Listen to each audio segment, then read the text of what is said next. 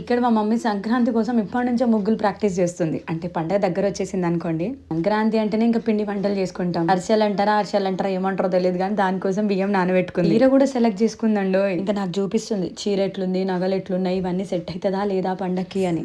మంచిగా ఉందనా? అంత బాగానే ఉంది కానీ ఫేసే కొంచెం డల్ గా కనిపిస్తుంది. మరి ఏం చేయాలి నువ్వే చెప్పు. అయితే ఆగు, నా దగ్గర ఒక పీల్ ఆఫ్ మాస్క్ ఉంది, అది యూస్ చేయి. అదేంటంటే గుడ్ వైబ్స్ వాళ్ళది gold brightening peel off mask.